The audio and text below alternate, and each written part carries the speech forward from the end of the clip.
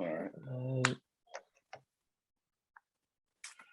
All right, here we go, my man. About to start up. Yeah. All right, welcome in, man. Another episode, Podcast Perspectives, where we bring on cool people with cool perspectives that you can learn from. Beginning of this episode, make sure you like, comment, subscribe, um, do all that good stuff, man. Get the video pushed, take notes. You about to bring some big game, heavy game. Today I got with me my man. I was seeing on Instagram you big on a lot of things, but for the people who don't know you, let people know who you are, what you do, what you got going on. Good deal, man. First and foremost, man, thanks for having me on your podcast. When you reached out to me, I did a little research. It seems like you've had some good group of folks, man. So I really commend you on your efforts and trying to get the word out and get the people involved with what's going on, because success is not a secret. It's something that we highly kind of keep to ourselves. People are always kind of hoarding information, not really sharing everything. And I'm an open book. A lot of people don't think that I'm an open book, but I am. But I'm Jason Hughes from Baton Rouge. I'm 38 years old, father of two. I own Capital City Collision. I own Hughes Consultant Group. I own Robin Street Washer Terrier. And I'm also the executive director and founder of the nonprofit Project 70805. Appreciate you for coming on, man. How everything going so far? How your day was? Pretty good, man. Had a good day. Daddy duties first and foremost for me. Just trying to get that balance in, close the rest of the year out pretty strong. Kind of just getting back in the swing of things with everything in my businesses, dealing with COVID. Obviously, a lot of people know me from Capital City Collision, which is my collision center that's located on Scenic and Choctaw in 70805. We were just now literally getting the increase in from the pandemic, being that during the pandemic, transportation was down about 85%. So when people weren't flying, people also weren't driving either. So we weren't having as many wrecks as we normally would have. So if you looked at trends and industries, we were one of the ones that suffered quietly because you didn't see a lot of news being made about automobile or automotive industries, because the craze was everybody was selling cars. If you remember, all of the rental car companies were selling their fleets. Everybody was following what I call doomsday protocol. However, we kind of just held steady. All of my employees, I didn't have to fire anybody. Capital City Collision is pretty much responsible company. We operate very lean, so we didn't have a lot of ton of overhead that was going to sink us during a time in which we didn't make money. And this was the only time in the last 6 years that I've been in business that I've ever seen a period of time where, we go from doing 10 cars a week, man, to like 2 cars a month, to give you an idea. So, we were down, like I said, about 80% in productivity, and then just all around in business. So climbed out of that, kind of shook back, if you would, getting back to the swing. And now we're probably in one of the busiest months that I've ever seen, last 2 or 3 months that I've ever seen on record since I've been in business. So just up and down. But like with any other business, you kind of just roll with the punches. And Capital City Collision is a very minute part of my lifestyle. It used to be my entire lifestyle for several years. But, with growth and wanting to, explore other business opportunities and business ventures, you got to kind of set up a system in which, you don't have to be at the place of business or actually doing the work for the business to run. And I think that, a lot of the younger entrepreneurs don't really understand that, or even some of the existing and current entrepreneurs don't really understand that. But being a businessman or being a business person does not always mean technical, and then vice versa. So you got people that are business owners that are technical people. And that basically just means that, if you have a lawn cutting service and you have to get out there and get on a lawnmower and cut the grass, then you're a technical person. Even though you're a business owner, there's no knock to that. And that's how I started. I started working at my shop. But pretty soon, if you don't find a way to get off the lawnmower and get into another part of a facet of that business, you're going to always be stuck, riding that lawnmower. And so that I always use that example because it's very clear and cut.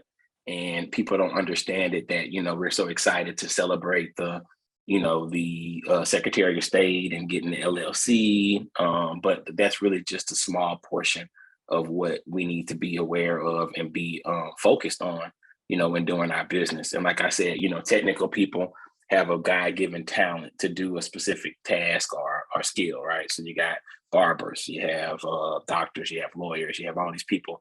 And so the ones that are self-employed tend to do that skill for themselves, but the very successful ones use that skill, create an opportunity for themselves, then remove themselves from that business and kind of just operate it from the outside looking in. So I've been blessed to be able to have Capital City Collision running that way for about the last 2 years.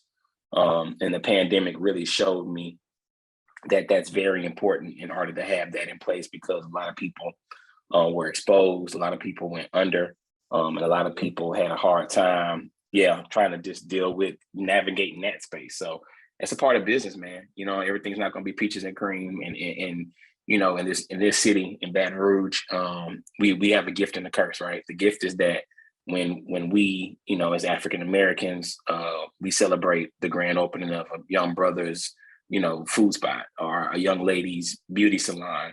You and I can't patronize the beauty salon, but we're there. We're on Instagram. We're highlighting it. We're sharing it.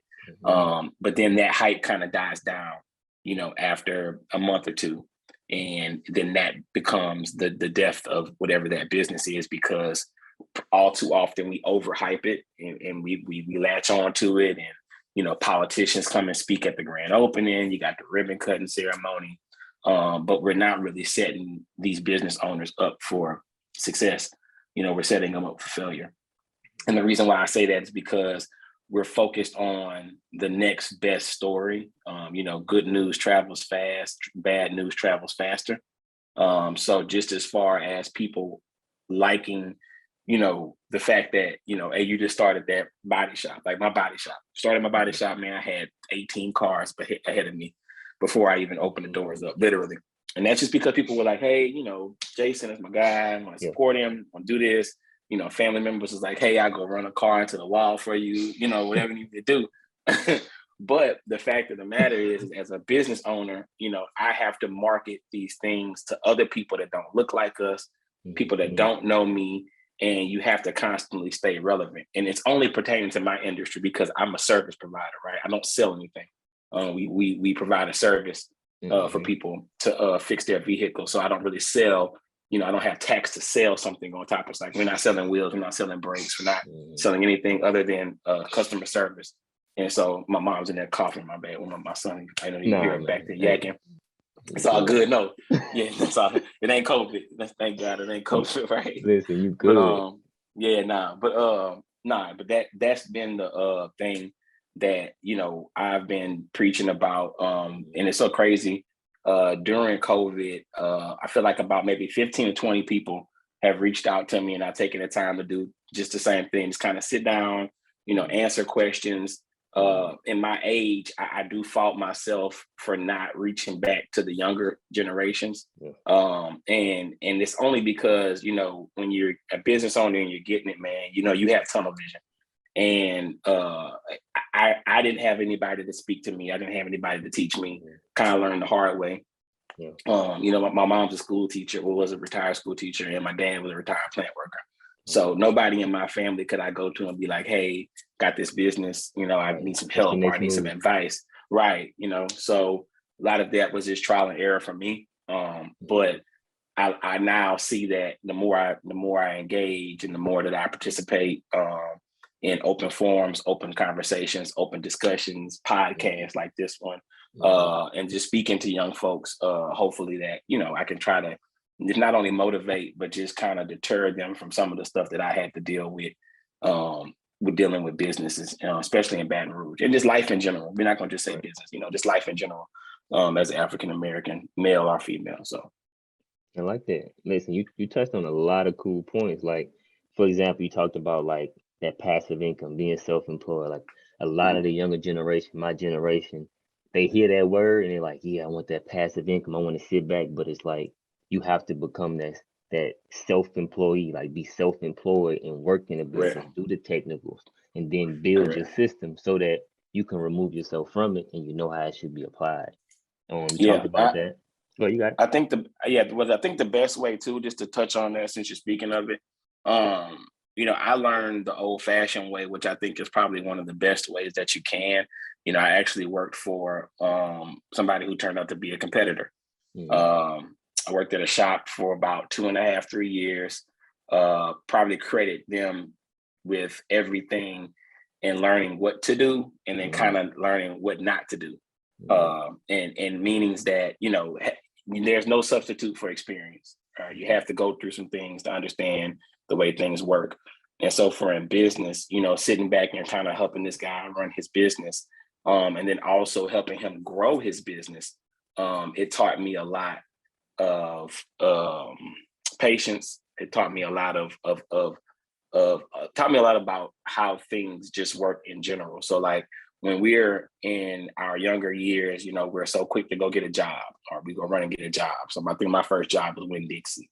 So I really wasn't concerned about who owned Winn-Dixie. I wasn't concerned about, anything other than getting to work, getting my check, and that's it. I remember they used to pay every week. So I was like, hey, I'm gonna go get this $5.25 an hour. I know it's probably talking about my age, but I was just about $5. $5.25 an hour was minimum wage back then, brother. And so, I was too happy to get that little check, every week. But I didn't really understand. Like nobody understood about having a bank account and depositing it. So we were always cashing it and we were paying to cash it. So it's just those little things that, that we can pass along to the next people behind us. It's important because there was nobody to teach us or teach me, about that. But working for your competitor, just to touch on what you're saying and not go too deep off the other way, but working for a competitor is probably your best way to understand what to do and what not to do. So what? And like I said, before you go too deep in it, like what? When you got into working for the competitor, did you get into it like I want to try to learn this, or was it just a situation that came about? Yeah, so two things happened with that. So first, I started off as an appraiser. So I was the person that rode around in my car with a camera and a clipboard, and I would go take pictures of cars that were damaged, and I would create an estimate or a damage report. Then I would turn that damage report into the insurance company, and the insurance company would pay me per estimate. So if I came and saw your car, they would give me $80 or $100 or whatever it was back then. I can't remember, but I was doing like 5 or 6 cars a day. And so then in that, if you know anything about the damage, the rec field, when you have a damage to the car, it's always going to be something extra or something that you can't see, the hidden damage. But in this case, it's called a supplement. And so when you have to go through the supplement, the car is not going to be at the wreck site or at somebody's house or job now. It's at the shop. So I'm having to go to these shops and go inside and just kind of see how it's going. So, I'm in there, wheels get the churning, finish up. I finished the estimate. It's like $8,000. And it's like, damn, I just wrote this shop a check for $8,000. You know what I'm saying? So, you getting 80. Yeah, and I got 80. Exactly. So that's what 0.5% off of what the total job is. And every job wasn't $8,000, right? But when I'm just getting that, I was getting a fraction of what it was. And I that estimate is the most important part of the repair process on the insurance side to hold them accountable and the body shop side to actually do the work. So that's probably the most important piece of the puzzle that one person's only getting a few bucks for to write it, but then the insurance company is law for them, and then the body shop is law for them. So in doing that, I would be in and out these shops, man, going back and forth. And I just started seeing like, hey, you know what? Get my own shop, do this myself, and find some good guys to do some good work. And then that's just kind of that's how I started. Okay. And was that the first business you started, or was? Yeah. So not really. So Hughes Consulting Group is my oldest existing company. Doesn't really get a lot of accolades. It's really a company that I started in doing appraisals with. So I would consult insurance companies on these estimates. And then when I got the shop, when I started working for another shop before I got my shop, they would pay my consultant business to consult them to do estimates. So I never was really an employee. I was more of a client. They were one of my clients that I would do all of the, I would assume all of them. I would assume all the manager. So you went into it kind of like, okay, I can get these consultants and get paid to do that work, but then at the same time, I can go do the appraisal, and then now you learning about how to do the shops, and then you also doing the consultation. You're like, hold on, I could just do it all. Correct, all together, exactly. And then when I was doing it, I was freestyling, so I would write estimates for 4 or 5 different shops, right? Because a lot of the smaller shops, even to this day, they don't really have an estimator, or the owner does not understand how to write an estimate, right? They know how to see the dollar amount of, hey, it's going to take me, X amount of dollars to fix this car, but they don't understand the actual piece of paper that is the controlling document. And a lot of times, you're missing money because you don't know what to ask for, what they're going to pay for, what they don't want to pay for. So insurance world got me twofold. It learned me how to know what they will pay for, and then also what they won't pay for. So, and that's experience too. But long story short, working for my competitor probably did me the best learning experience. And, I don't really see it as competition because the law of averages has enough business for everybody. I mean, the guy is still in business now. It's not like I really ran him out of business or anything. But it's just that, I saw a way to offer a different level of customer service, a different level of the experience of how you feel when you're bringing a car to a shop, and then just coming with the overall knowledge of the repair process as a whole. I think is what set us aside from other people. If that makes sense. So how did you come about putting it together, being like, I can be the consultant and then I can also do the appraisal? Like, how did you come up with that idea? I'm guessing you went to school for law. So graduated from Southern in 2006, man. Family consumer science. Never went to school for business. Never did any accounting. No business management. No masters. No PhD. No nothing. Just did a regular bachelor's in family consumer science at all things.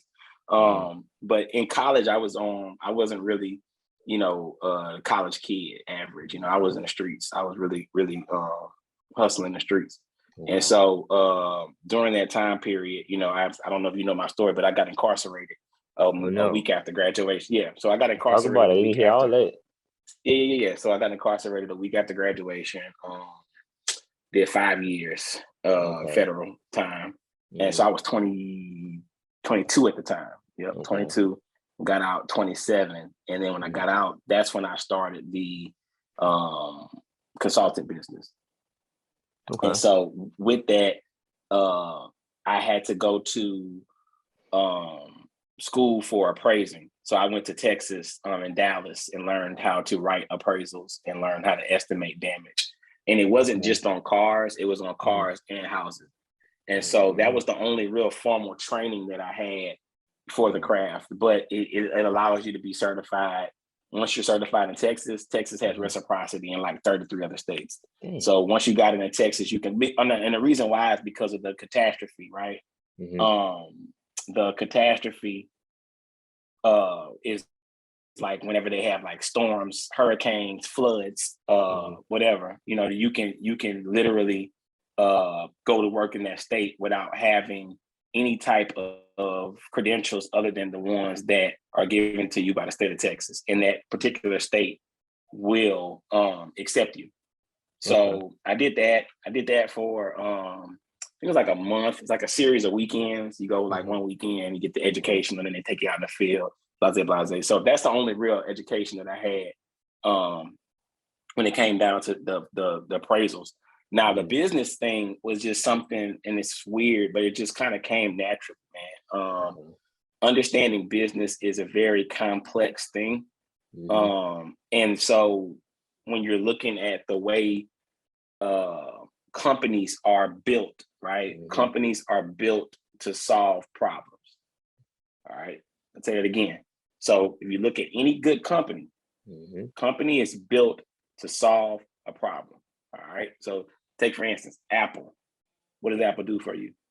They give you a phone. They give you connectivity. They give you accessibility. They give you everything that you had problems with before it came out. They gave you the technology to solve that problem. All right. Look at any other company. Just pick one. Any company, any automobile company, Nike. Anything you can think of. A company was created to solve a problem. Right. So people once upon a time was running barefoot. Somebody had to put some shoes on. Yeah. It was a problem, but they solved it. And then over the years, it just becomes more trendy. And, so when you look at a company, I created my business to solve problems. So we were solving the problem of when you get in an accident, we help you out. And it's not our fault that you got in an accident. We didn't create it. We didn't make it happen. But hey, we're here for you. And here's what we do. Right. And so I learned that kind of self-taught.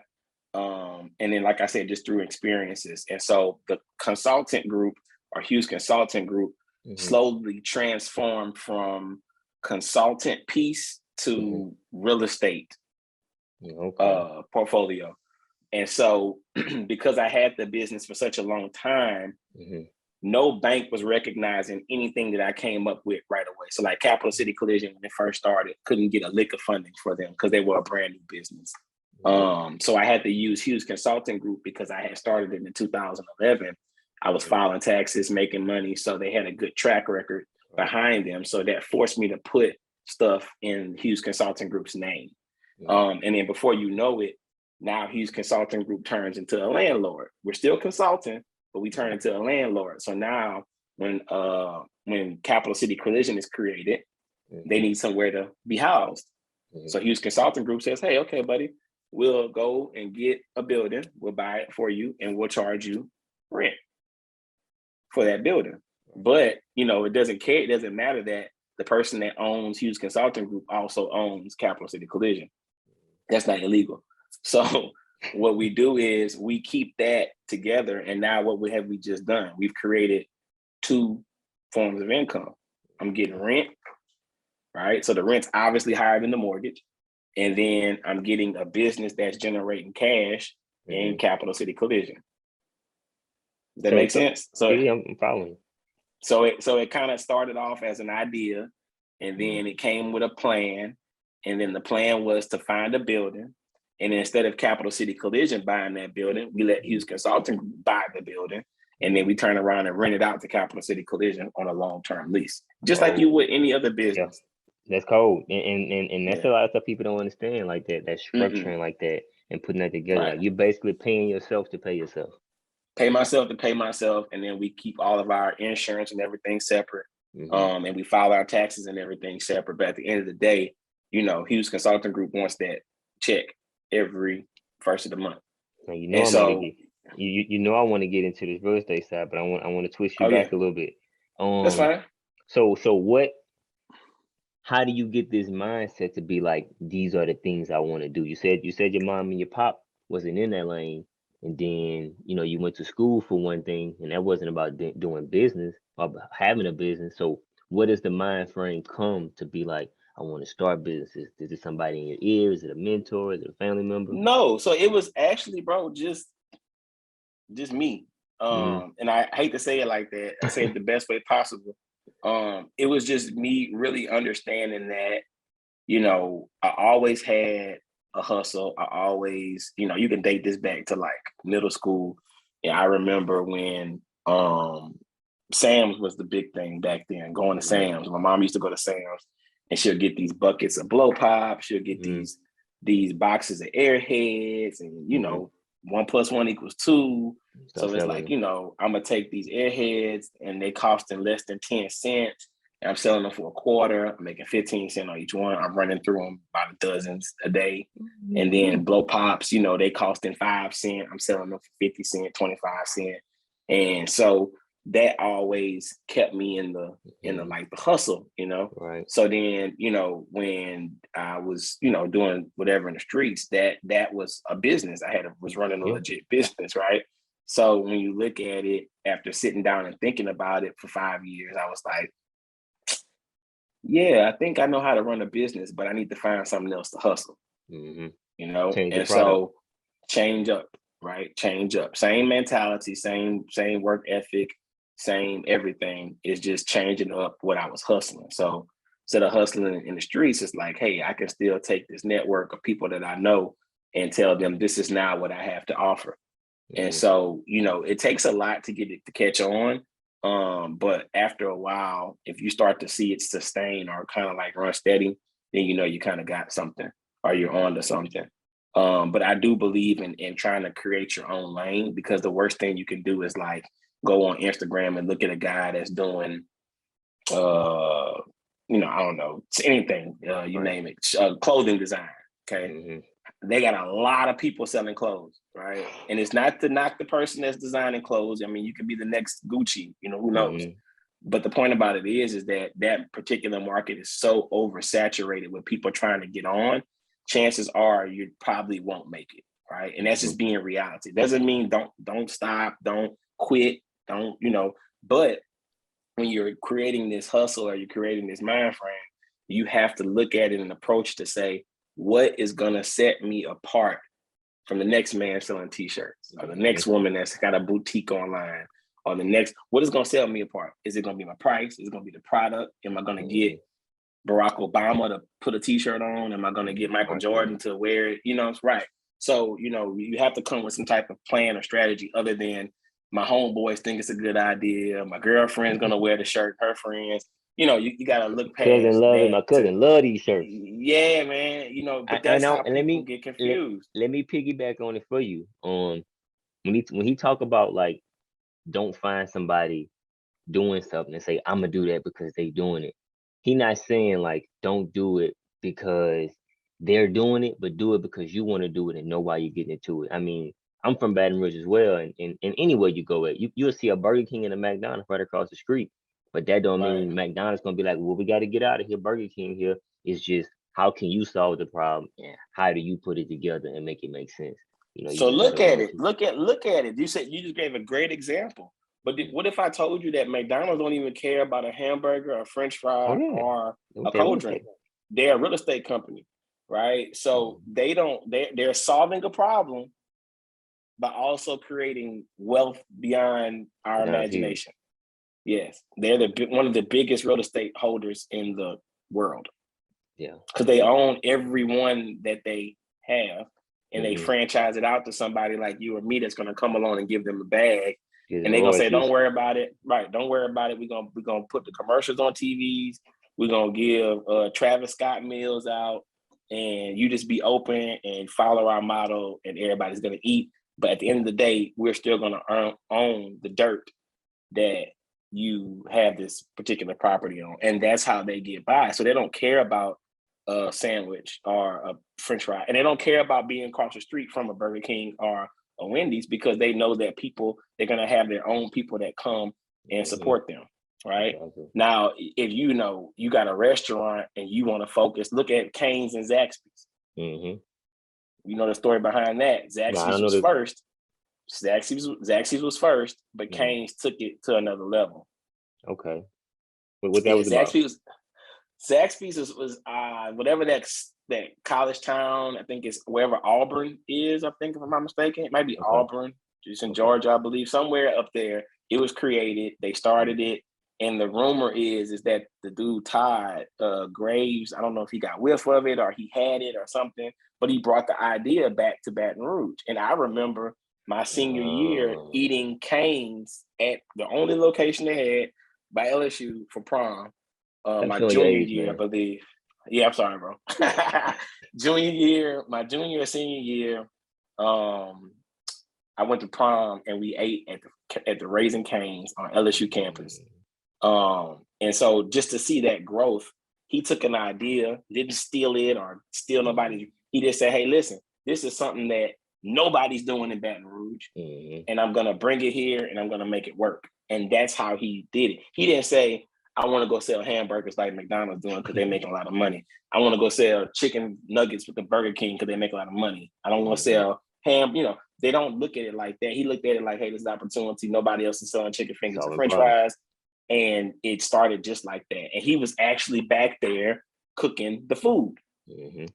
People forget that. He was actually back there literally frying chicken and frying French fries. You Now talked he about has that. so many locations, right? He got so many locations.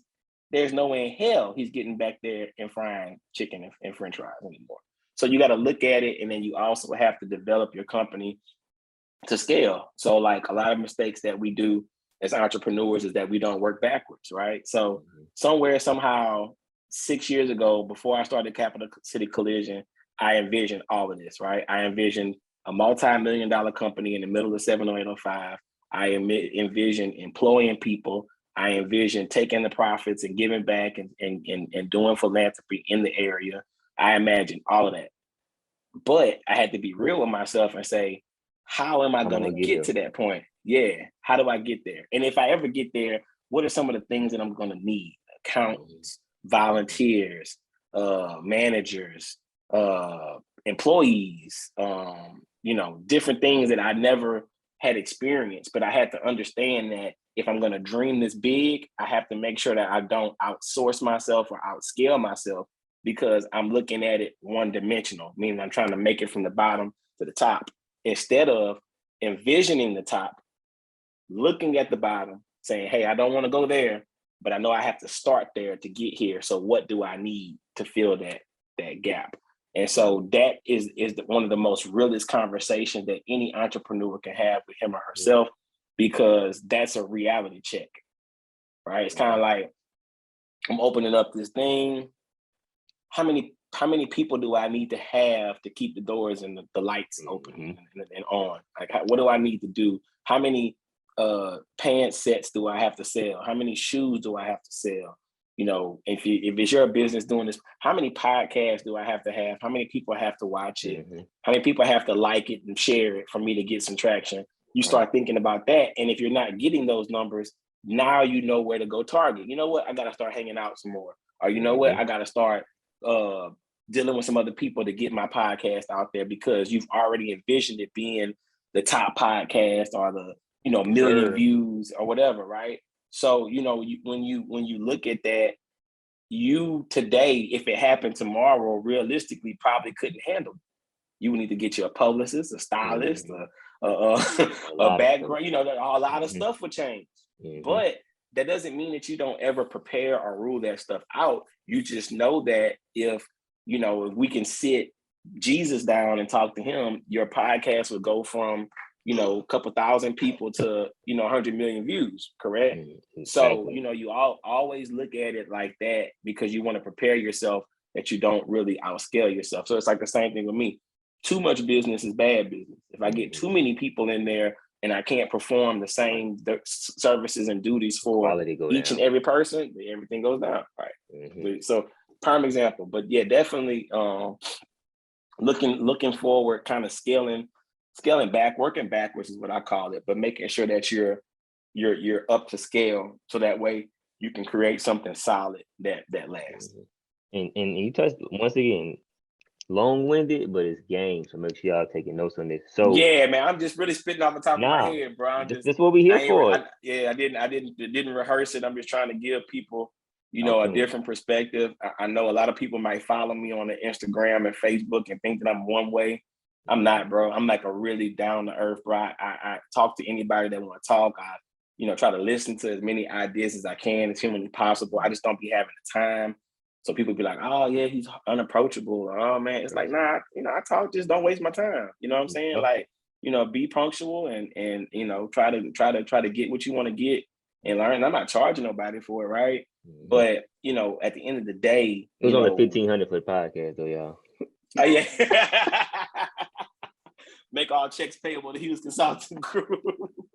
Nah, man, it's just love, bro, and it's also the understanding that if I don't give it to you, and then if I don't give it to you, and if I'm not excited when you achieve what you want to achieve and you make what you want to make, I should be as ecstatic as people are for me. I should be for the next man. And when he does, or even woman, if he or she does, the only thing I would want from it is that you give it to the next person. Exactly. Right? Just pay it forward. Just pay it forward. We don't do enough of that, man. And that's the problem that we have in Baton Rouge, Louisiana, is that, you know, very few people are excited for you. A lot of people don't want to see you win. A lot of people look back and say, well, how is he doing it, or what is he doing? And then even if they took the same blueprint and had it right in front of their face, you know, most people still aren't able to make it happen, because you still have to have the will and the desire to want to make it work. Even if you just got everything given to you, you still got to put it together. Yep. So, you know, me doing this or anything else that I do as far as just giving free game, bro, it might not come off in the best order, but it's just me kind of just speaking to, you know, what I've been through. Yep. It's gonna pay for it. Somebody gonna use this. I even be Absolutely. taking notes Hopefully. on every podcast. Listen, Nah, listen. If y'all ain't gonna take it, I'm gonna take it for y'all. You good, understand me? man. That's But good. That's good. but I want to touch on a few things you spoke about. Like, Sure. one being Baton Rouge, man. It's a crazy state. I'm from there. I moved from out there in 2015. After I graduated high school, I took off, just me and my wife. And it's like you say, like, you know what I'm saying, it's one of them states. You know, I feel like Louisiana, Mississippi, Alabama, those are three states that it's tough. You know, everything is it's segregated in my eyes. Everything is hidden. You got to go get it, kind of. Very small-minded. Majority of our Very population small. is really small-minded. A lot of us really haven't been anywhere, experienced anything. And when we look at, you know, things, we're very outspoken. If we feel played, people playing on your top or whatever you want, you know, how would they say now? You know, people very outspoken, so much energy and passion behind that. But then we don't take the same energy and passion into helping one another, which is so weird to me, right? So, like, you know, back when, you know, I'll take it back to when it was very, very tense time in the city when Alex and Sterling got shot and killed, right? You had people on the front lines ready to, you know, punch police in the face, right? Because it was police brutality, obvious, clear as day. I saw the video, you saw the video, everybody saw the video. We're up in arms. How do you make a change? By sitting outside on the corner with signs in their hands, or by antagonizing law enforcement, threatening law enforcement? Like, no, like, we don't win that way. The way we win, exactly. So you can't go to that. You can't. I remember those times. I was like, these people. It's like you go out there and you protest and you say how you feel and you do all these things, but it's like the same people who are in the protest gonna go back and be like, I gotta go shoot Larry because Larry got me messed up. I don't know what he talking about. Yeah, you'll kill your brother, but you won't. Yeah, you'll, and that's the energy that we have. And I'm not knocking anybody that's, you know, community activists or outspoken people. Right. I mean, I applaud you, and I commend it. I really respect it, right? But at the end of the day, because it means you stand for something, right? But at the end of the day, you know, when you're looking at the actual change, you know, change is not going to come from that, man. Change is going to come from understanding the root of the problem, figuring out how you solve the problem, and then working with people that can help you change the narrative. Even if it's to change something to say, hey, look, this is a terrible incident that happened. I feel bad for this man's family, his kids, so forth and so on, right? But the fact of the matter is that once life goes on and everybody goes back to it, 50 to 75% of the people are going to forget about it, right? I'm not going to ever forget. I don't think my kids will even know or be concerned about it when they grow up, right? So it's only going to affect those who live during that time period to really remember it. And then once it goes a long enough time, we're going to just have a memorial or a moment of silence or what have you. But people really were ready to risk their lives behind this, you know, social injustice, which is perfectly fine with me. But if we take that same energy and try to help build each other up, right? Help support one another, not kill each other. These little kids out here killing each other in the middle of the street every day, and they're dying over nothing. There's no money involved. And if it is some money, right? Your grandma's house is not yours. Auntie house is not hers. Right, ain't hers, right? And so, you know, we're repping hoods that we don't own no land in, don't own no houses in, and nobody's getting paid off of that. I don't understand it. And, you know, I'm not gonna be a hypocrite. I was doing the same shit. Right. You know what I'm saying? But, you know, you look at it 20 years later, you know, it's not the smartest thing. The smartest thing is actually going to buy some land and buy some houses in these hoods and telling these kids that, hey man, Changing the this shit narrative. ain't, and And jail is real, and and the I, and I, graveyard is even realer. and I'm gonna speak more on that. Like you said, like you could be an activist and you can make a difference, but you got to actually be that difference. Like I know you Yeah, spoke about like going to jail and like being in the streets. Like I grew up, I was never in the streets, but my father was. Like I grew up in what people call now like the trap house. When I was in middle school, high school, elementary, my pop so everything under the sun. So I woke up every day in that life, so I understood what was going on, seeing cousins get killed, family members get killed, all this, that, and the third.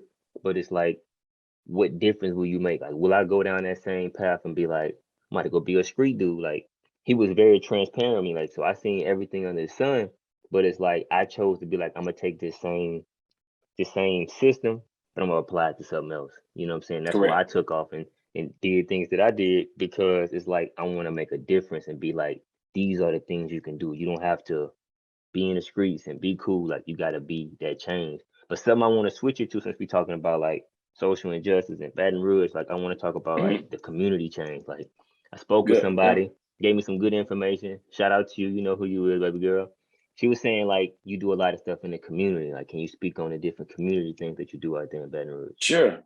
Yeah. So when I started Capital City Collision, I started an organization about a year later called Project 70805. Okay. It's my nonprofit organization. Our mission statement is to to promote social and economical growth in East Baton Rouge, in North Baton Rouge, which is East Baton Rouge, in North Baton Rouge in the 70805 area. Meadowbrook, off of East Brookstown, is where I spend probably a few years of my life, maybe between middle school and high school, where growing up, that's where you start learning. You know what I'm saying? Like in middle school years, you start seeing things, and then in your I high grew up school right years, by you there, obviously that Bird no way. Station. Yeah, right Okay, there across okay, yeah, yeah, right across yeah. Winburn, that is, I think. Where the Texaco was there, Hmm. with a big church, but I grew up down that Yeah, road. that street, the street after the big church is East Brookstown, Okay. and so down East Brookstown, Mm-hmm. 3700 East Brookstown. That's where You it talking was. about? Yeah. So, but that is not like I don't try to be like, oh, I'm from Brookstown. Never in my days have I ever said I'm from there. Likewise, I never did nothing like that Right? either. You never, nah. And you But sit I right with grew people like, up. you from like, I'll be over there. Nah, yeah, I'll be over there. I lived there. That was my residence. But interestingly enough, seeing that as a kid, witnessing the actual being in line for the toy giveaways and the book sack stuff, Right. made me understand and appreciate that growing up. And so, in the community, I think that anybody that has that understanding, it's easier to be relate. I can relate, right? I can understand. I can talk. I can pick up, mannerisms and understand like how people are feeling, and kind of just try to fill the void or fill the need. So with 70805, what we did, we said, hey, listen, what's some of the things that you're passionate about? So obviously, automotive was one thing because it created who I was. I'm passionate about philanthropy and giving back for these kids, and then education is always big on my radar too. And so if you look at these areas in the community, all those three things that I just named are things that are lacking: education, Mm-hmm. philanthropy, right, and worrying and actually caring about kids, right. And so my point was to say, okay, listen, if I can make a successful business happen right here in this area, why not support this area? This area supports me, so I need to turn around and do it a favor and support it. And so that's how the community thing came. And it started off by just me giving out of my pocket. So first 2 years was funded, 2.5 years was funded solely by me in my shop. Mm-hmm. And then once I started catching on and people started catching on to it, people started reaching out and saying, well, hey, I want to help. I just don't know how. Right. Mm-hmm. Right. I want to be a part. I want to help, but I don't know how to help. I don't know where to start. And that, believe it or not, is a lot of people's story that don't look like us. They got way more money than all of us. It's not that they don't want to help or they don't care. They just don't know how. So they use a person like myself, and not using a bad word, right? But it's just a catalyst. They Mm-hmm. use me to say, hey, Jason, we see you giving 200 toys away. We want to help you give away 400. Mm-hmm. right? Hey, Jason, we see you educating these kids for LEAP test prep and doing these programs for home buying seminars and doing all of the stuff that you do. We want to help accelerate that. What can we do to help, right? Okay. And it doesn't always come in the form of a dollar, right? It might come in the form of a resource or somebody that can point us in the right direction. And so that's what my community service started off as, is saying, hey, I want to do a couple things, but then I want to try to take it to the next level and be impactful. So every kid ain't gonna want to be a mechanic. Every kid ain't gonna want to fix no cars, right? I was just biased to that because I was like, hey man, this has made a great life for myself doing this. You know, my kids gonna be able to eat off of this. So I'm looking like I want people to take advantage of this. Like, man, stop hustling in these streets and go learn how to paint a car. Go learn how to turn a wrench. You know what I'm saying? Because it's paying you good money. But you know, in my naiveness and me trying to save the world, you know, I had to realize that very few kids were even interested or remotely interested in that particular industry, unless they had a father or uncle or a brother that was actually doing the work. But exactly. And then, you know, obviously there's so many other distractions other than actually paying attention to things now that kids ain't really on it, you know? So long story short, I scrapped the automotive idea for now, and I started focusing on like real life things. Like, you know, we're not homeowners. Why are we not homeowners? Because we're not educated on how to get a home. We don't have any kind of idea what it takes, credit score, down payment programs. Exactly. And so we did a home buyer seminar at Scotlandville the year before COVID. We were supposed to have another one, but then COVID hit. But then we had a home buyers program. We had 46 people on a rainy Saturday in Scotlandville at the high school. That's where I graduated from. And we got 7 people. I went to McKinley, so we ain't gonna hold it against you. We ain't gonna hold it against you. We ain't gonna hold it against you. I got a couple of good friends that went to McKinley too. Okay. But yeah, I ain't gonna hold it against you. But no, the home buyer program, we got 7 people approved for housing. And it's so weird because it's like they didn't even know they staying in apartments. One lady was like, she's crying. I had ready to go. And had it together, just didn't know. Bro. Lack of education, bro. So anyway, that was my focal point. And I know a lot of people see me travel a lot. I get ideas when I travel and go to other places. I always go to look, like if I'm in a different city, I always go past by a community where, you know, you have a new school or a new anchor that something centers around it, because we're not trying to reinvent the wheel here. We're just trying to find out the best method to make it apply for Baton Rouge. And so the strong with Raising Cane's. Exactly. He took it, came back, came back and brought it to where and made a fortune off of it. And so it's the same thing. It's like, you know, any strong community is going to have a few things: housing or homeowners, because they actually give a damn about the house. They actually give a damn about the neighborhood because they're paying for it. Yeah. And they're picking up trash, and you know, your pride's in it. You know what I'm saying? And education, right? Good schools. People are always going to want to move around where some good schools are at. Yep. So when you take those, a combination of two, and you say, okay, where can we apply this at? It normally is not in the inner city. It's always somewhere Bluebonnet, somewhere off here, off of Airline down, you know, going towards Prairieville, Gonzales, going towards Zachary, the opposite way. So you really kind of skip over these areas where, you know, look at Baton Rouge High. Baton Rouge High is right in Government Street, and you have on one side of Baton Rouge High, $1 million houses. On the other side of Baton Rouge High is Easy Town, right? And don't nobody in Easy Town, maybe 1 or 2 people with the exception of the rule, go to Baton Rouge High. Right. Facts, right? But everybody on the other side of town and everybody else comes there because that's the anchor. Exactly. So if you start building housing and stuff around there that's conducive to the area, people that can afford it, they'll be there. And the ones who can't, not the end of the world, but at the end of the day, just think about that. If you stayed in Easy Town, which is literally, you can literally walk to Baton Rouge High, you have to go to Capitol, Stroma, Scotlandville. Did I skip any schools over there? No. Or Madison Prep. Yeah, but it's hard to get Madison Prep now. Yeah, it's hard. It's exactly. So when you look at it, you know, that alone is part of the problem. And it's not our problem that we created, but at the end of the day, when you look at it, that's an anchor. Baton Rouge High is one of the top high schools in the city. Oh yeah, it's free. Not It's free. you hide nothing like that. I don't know factually. I'm just asking. Public. Oh, okay. Not private. We're not gonna compare private, but Yeah, public. that's some money right there. And so when you look at it, it's a free school.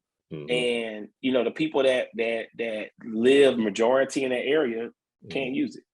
So that's another story for another day. But at the end of the day, community service for me started off as philanthropy, and it's ended up to where now my organization is now currently doing emergency rental assistance. So I oversee emergency rental assistance for the city of Baton Rouge, that we are administering funds for people who are getting put out their housing. So we created a team of case managers and program directors that help oversee all of the case management. We're one of 5 community partners that do the work. And to date, Project 70805, I think, has just eclipsed 2.5 million on the street. So we pushed out 2.5 million in the last 4 months to keep people in their apartments and in their houses. So that's when I talk about being impactful. That's an impactful thing for me. You're not gonna see me, on Gram talking about it. You're not gonna see me in front of camera talking about it, but it's facts. Yeah. It's public information, and you can definitely go research it. But we're one of 5 community partners. It's myself, Habitat for Humanity, YWCA, UREC, Mid City Redevelopment. And so we've all worked together since last year, closely with the city, trying to get this operation going, our system in place to try to make this work. And so at the beginning, it was a little rough because nobody had ever dealt with it before. But I think once the city got their footing and the organizations kind of came together and we got our footing, we're doing a huge thing that, none of us are going to look for the credit because it's community service, but it's a very important part of the community service and being impactful. So when it comes down to community service stuff, bro, I don't want to be remembered for just doing book sacks and toys. All right. That's a small part of what we do. But yeah, that's how it started. So it started off just kind of, hey, I want to do this book sack giveaway. I want to do this toy giveaway. And it started catching on to it. And then people started coming and saying, hey, we want to help too. And so that's just kind of how it went. That's amazing, man. I mean, yeah, man. Do you so is it like a year-round thing, or is it like a special time when you like really push it? What the community service? Right, like coming up it's year round. It's year round. Oh, okay. It's year round. We it's year round. We especially with COVID kind of dying down a little bit. It's not over with. It's not ever going anywhere. But kind of just getting back to a little bit of normal. We're gonna be ramping back up. So we're starting this year for sure. December the 18th, we have our 6th annual toy giveaway. It's being held at my shop. We do it every year. We don't really take any toys like donations, but we do use volunteers, people who want to come and volunteer their time to either wrap or pass out the day of. But that'll be our next, the closest initiative. And then after that, we'll do leap test prep and standardized test prep for the next year, going right before these kids graduate. And then going into the summer, we did a summer enrichment program at Scotlandville. We had like 40, almost 50 kids, and we taught them life skills. We taught them about like internet bullying, sexting, knowing their rights with that. And just, incoming freshmen. So just kind of like giving them a little basic intro crash course into high school 101 and kind of things to look for as far as more than just education. It's life when you get into high school, real life. Yeah, real life, So things like that is what we do, and we're going to continue to do. And like I said, it definitely is a year-round process. But we kind of just look and kind of just go where we see a need. And so if somebody came to me and was like, hey, Jason, we got 5 endangered whales that are in the Mississippi River, and I got the means to help it out, that's something that we're going to do. And that those particular projects is what we just say, hey, listen, we'll partner with such and such to help, facilitate whatever. And then we help out like that. And I try to do that at least once or twice a year too. Just find an organization that got their stuff together, that has a good system in place, and we try to help, partner with them. And it's not always financial, it's just something that we try to do just to keep the network going. I got you. I like it. I got it. Yeah. I need to get with you on that December 18th. Oh, man, December 18th. Yep, December yeah, the 18th. I got a flyer. I can send it. I'll shoot it to your DM, or I okay, can send you my contact, and I can send it. Yeah, December the 18th is always at my shop on the corner of Scenic and Choctaw, Capital City Collision. So I'm gonna take me a trip. yeah, man, come on down, man. It's a good feeling, bro. Like I said, Oh yeah. as long as the weather's nice, man, we have literally like almost 500-600 people out there Mm-hmm. in line waiting, and we always run out before time because we just give them out till we can't give it out no more. Mm-hmm. And so it's really a good thing, bro. People start to look forward to it over the years. Like I said, we started out the first year maybe like 100, 200 people. Mm-hmm. And man, the last time we had it before COVID, bro, we eclipsed like 750 toys, man, almost 1,000 toys and gift cards. So we give it away. We're gonna give it away this year too. And I'm excited this year too because we hadn't had one pre-COVID. Yeah, we ain't had one since COVID. So we're gonna do it. We're gonna do it big this year. Yeah, I'm definitely gonna get with you on that. So Absolutely. let's switch gears real quick before we All right. start slowing down. Yeah. Okay. To that real estate side. So I remember you talked Sure. about when you basically got the building, rented it out to the collision. Like how did you get all into the real estate? Where did you get your education? Did you just jump into that one as well, or what was that like? Trial and error, bro. Trial and error. Okay. So I looked at it like when I was doing my business plan for my business, I was just like, all right, what's the big ticket item for expenses? All right. Lease, rent. That's your big ticket, probably the biggest ticket, as far as, I don't know what kind of business people have, but, like inventory overhead is real. So your big ticket item is rent or lease. So whatever I can do to minimize that, that's what I want to do. So when I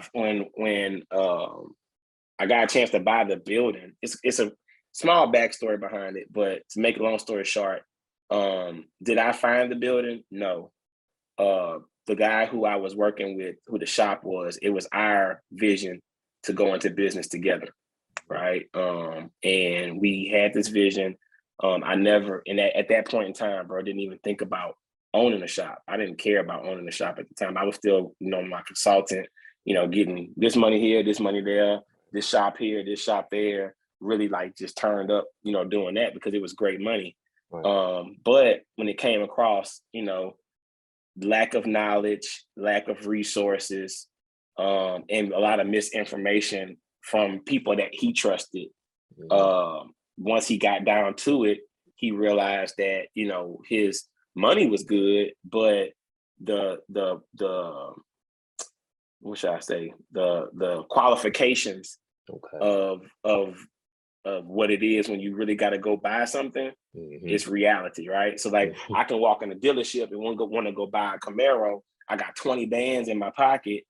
Who gonna tell me I can't afford it? They will if I can't show them tax return. Right. If I can't see them W-9s and what's going on, they're gonna be like, you got 20 bands, this car costs 70, and we don't see where the rest of this money coming from. Exactly, right. And so that was a little bit of the problem. And so when that was brought to my attention, the lady at the bank came to me and was like, hey, you should talk to him and you should try to do it because you're in a much better position as far as having a company for a long time, showing some really good tax returns, and actually having legitimate business. So I went into it, we talked about it, but then, after like talking to a couple of my boys and just kind of just looking back, man, once I engaged in getting into debt like that and buying a building, shit, ain't no more 50-50. You know what I'm saying? It's just not, it's just not, bro, because it wasn't what we thought it was going to be at first. And if you're in a situation where, I stick a pair of shoes out, you got first dibs on it, the man say 300 and you come with 290. Oh yeah. It ain't no long conversation. It ain't no, yeah. And then so, Baton Rouge mentality. Man, he went and stole them shoes from right up underneath your feet. He trying to play you behind your back. Yeah. He could, he could have gave you that $10 for you to make your 300. So that's the people's thought process. But it's like, nah, let's take it a step further. you have to have yourself prepared to get into a situation, especially when it comes to financing, and you have to be educated and know what these people are looking for when it comes down to getting this stuff financed. And so that was my first lesson into the real estate game. And then so every year after that, I started buying a house. I started getting them and flipping them. Then I started getting them and keeping them. Yeah, because I used the same crew that remodeled my building. I said, well, hell, we can do an 18,000 square foot building. Shit, we can do a 1,100 square foot house. So when we started doing that, man, and so it went from like a period of like maybe 2 years, two and a half, maybe 3 years, right after the flood, up until about 18. Okay. I probably did about 8 houses, 7 or 8 houses, buying and selling.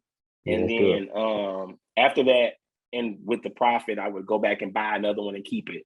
And so now, portfolio wise, residential, we're probably at close to 6 or 7 residential that's rented, and then a lot of land. Single, multi? We purchased 4 single and 2 multi. Okay. Yeah, 4 single, 2 multi. And then well, it was 5 single, but I tore one down. So it's 4 single, 2 multi, but all of those are occupied. So we're at 100% occupancy now. And then 2 commercial rentals. I have the building for the shop, and then I also have a laundromat as well. And so with the laundromat, it's the same principle. I own the building. I create a company to go in there that operates the machinery and equipment and everything else. And then they pay us, rent. And then that company is actually owned by me. But it's the reason why I talk in third person is because it's easier for people to understand. Transparency. Exactly, it's attachment, right? You got like a lot of degrees of separation. And so with that, it's simple. I have a building. It needs to be occupied. In this particular case, if it's free and clear, then I don't owe anything. If I do have a mortgage on it, then I need to have the rent to say I need to at least pay the mortgage, if not more. So in that case, that's what it was. But real estate, bro, is number one to me. Yeah, to me, it's taken over my life. That's I mean, nothing against cars. It got me to where I need to be at. It still does well for me. But the real estate has really been a game changer for me. And then just understanding not necessarily the game, but understanding the process. The building. If that makes sense. Right. I know what you mean, because I'm trying to get my portfolio up. I don't hold nothing, so I'm trying to adopt that system of like fixing and flipping is cool. You get that large lump sum, you gotta pay all that capital gains, but it's like you don't own nothing. And then what you gonna do with the money? Flip again. Exactly. You're gonna go try to buy it and something again, right? So you might as well buy and hold. Get you a good relationship with a bank. Start talking about refinancing or putting a mortgage on it. Get your bread out and keep it moving. And so, with that mind frame and that mentality, that's kind of where this got me to the point where I'm at today, bro, because I had to learn that if I want to be successful and I want to be the multi-millionaire, fixing these cars is not going to get it alone. Right. It's just not. I'll be old and gray. Like waiting shit, I'm already old and gray, but I'll be I'll be closely there, bro. You know what I'm saying? Waiting on that to transpire. So what you have to do is kind of start taking, something from your bread and butter, bro, and then just getting into investing it wisely. So, I over the pandemic, I had a lot of idle time. I went and bought stocks. I didn't know nothing about no stocks. I was ignorant to that stuff. But what's the difference of having a savings account and a stock account? Only thing about stock accounts might go down some days and it's gonna be up some days, but for the most part, it's up. Right. So savings account, you're gonna be dealing with deflation. It's gonna be the same. Matter of fact, in savings account, you're gonna lose. You're going down. Yeah, you can go down. Not a lot. 20,000 ain't gonna buy the same thing 20 years from now. No, man, and it's still gonna have 20 grand. So, you gotta look at, and it ain't gonna be 20 with the fees and everything. You probably be somewhere like 18, 19. Exactly. But anyway, yeah, you gotta look at real estate as a good power play. For anything that you got going on, you can apply it. And then, like I say, for any business, think about the restaurant owners that are leasing. Just think about how much power they would have if they actually own the building. You know, think about any other place, barbershops, any business that has a storefront. You know what I'm saying? The goal should be for you to actually own the brick and mortar, because even if the company goes away, you still got an opportunity to lease it to somebody else who wants to come along. Okay. Hey, before we start getting ready to wrap, I gotta ask one more good question that I feel like people who watching this would love for you to break down. This, when you said before you purchased that building, you said you was thinking about it, you talked to your homeboys, you know what I'm saying, you contemplated. How long was that process of like making that decision? Like, I'm doing this.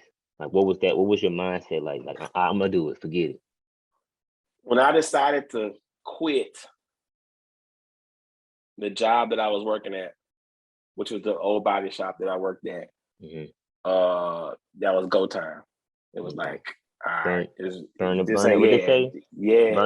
boat so you can conquer the island. Yeah, absolutely, exactly. I had no choice but to do it. Exactly, I didn't have a choice.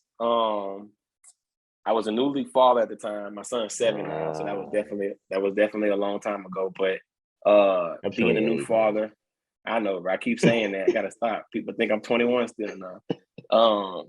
Being a new father kind of helped put that into perspective a lot easier than most. Understanding that, hey, look, I gotta make this work. And not to keep beating on the age thing, but the same thing. It's like at the time, shit, I'm almost 30. And I got to figure this out. It's like, you know, I lost 5 years in prison. You know, I got 2 or 3 more good years until I'm 30. So I need to figure out something that's going to make this work for me. Right. And how do I get there? And then that's what I said, working, coming up with the plan, having a big vision, working myself backwards. And then when I was talking to some of my peers and some of my people about making this thing, you know, people called me crazy. You know, my pops was like, don't do that. You know, you're going to lose your money. Cause I went broke. Yeah, I went broke. Like, and I'm not talking about just broke. I'm talking about like, I had to borrow some money to pay my rent. No, literally borrow some money to pay my rent. Cause I had tapped out everything that I had and I still was like 20 grand short. To purchase the property. No, I purchased it. I brought it. But you know, and then that's what remodeling, equipment, you know. Expensive and so up. All the way up. So you talking, you know, over a quarter ticket investment just in equipment and remodeling by itself. That's not buying the building, that's not doing nothing else, just that to get it going. But like I said, I had done my due diligence. I figured out how much I can make, and you know, and we succeeded that the first year. You know what I'm saying? But it don't always work that way. So you know, I can say I can talk about the good, but the bad is that you know I definitely went broke, flat broke. That's the part of this whole podcast we need to hear right there. That part. And I wasn't even faking. Like during that time, dog, I was in a depression. I didn't go out. You didn't catch me in the club. I was sitting in my bro. I was MIA, because the thing about it was that it's never a good feeling for people to think that you're doing better than what you really are. Right. Right. Unless you're a rapper, you know. Unless you're rapping, right? Right. You need the clout. But if people are really impressed and I'm so proud of you, congratulations, because man, you can see it. I'll leave it at this. If I go back and find my grand opening in the video of my grand opening, that was around the time where I was flat broke. And people didn't even realize it. And so people were like, why are you not so excited? And I was like, shit, after y'all leave here, I still can't make no money because my paint booth ain't together. I need a paint booth to paint. And so, you know, that was my mentality, bro. And I kind of laugh about it now, but it was serious. It wasn't funny then. And it was in a situation where people started to doubt me because it was taking me so long to open. And so once I finally did, it took like about an extra 2 or 3 months, but once I finally did, it definitely all paid off and worked out. Yeah. But that's that learning curve people need to know. Like you spoke, like I feel like you might think that you're talking all over the place, but if people watch this podcast throughout the whole podcast, you skipping, but you keep coming back. Like you just talked about, like when you have these boutiques and stuff, and 2-3 months in, it's hype, but now it's down. It's like, what you gonna do? You broke now. There ain't no more business. Like, what are you gonna do? Are you gonna keep What are you going? gonna do to figure it out? Right. Because your team. friends and your family only gonna go so far for you. Oh, yeah. You know, everybody's gonna go. Everybody likes to just look at Baton Rouge. Everybody likes the newest thing. You can open up a new taco truck and put that thing on Government Street, and look, everybody's gonna come to it. I won't even eat tacos, and I'd have been like, "Hey man, yeah, I'm going to the taco truck because it's the new thing, and they got some girls over there."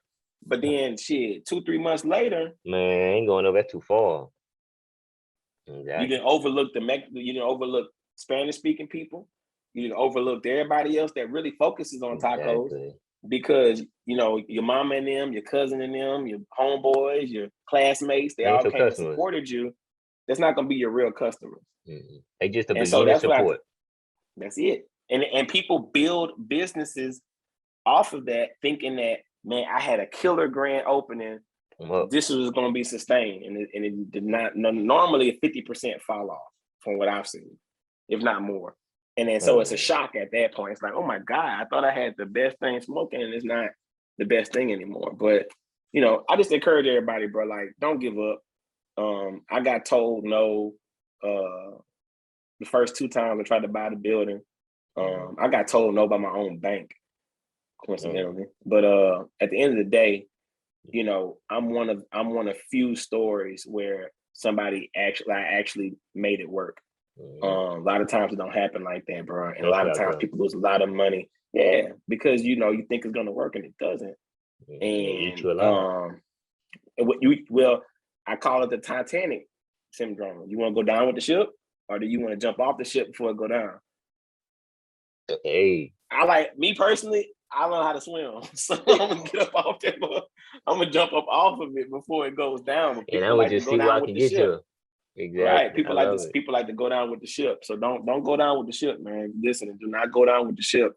If it's okay to say that this is not a good idea. It's not nothing shameful.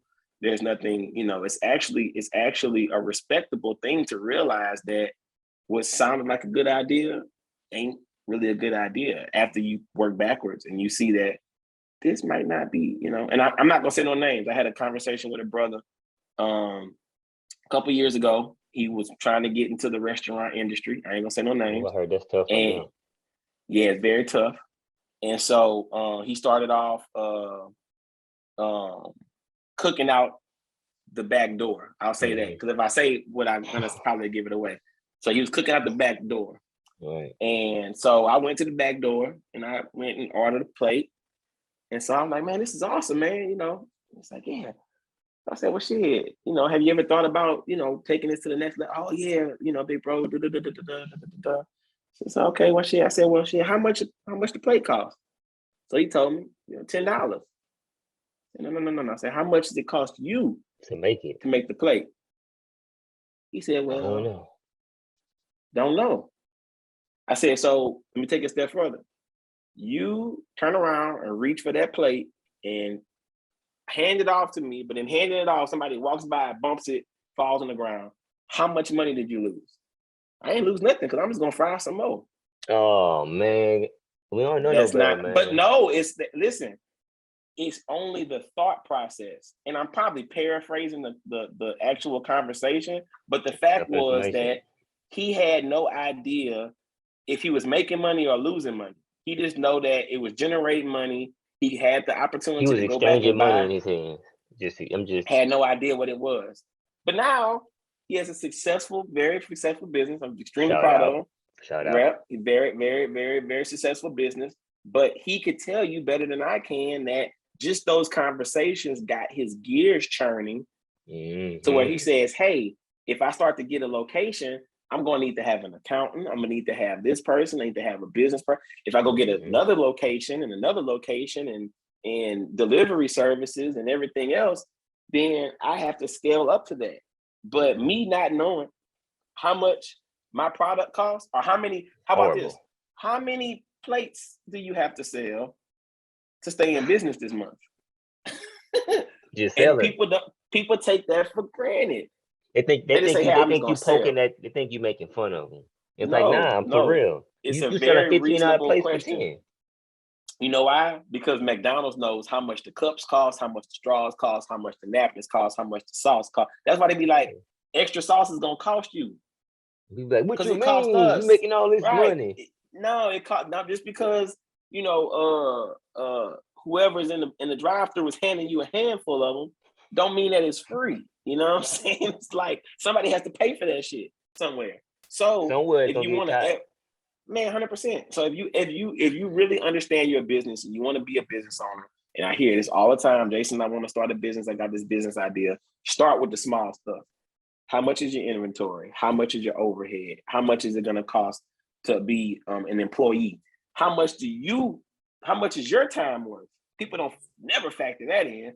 It's like if you have to go take a pause and put somebody in, how much do you have to pay that person?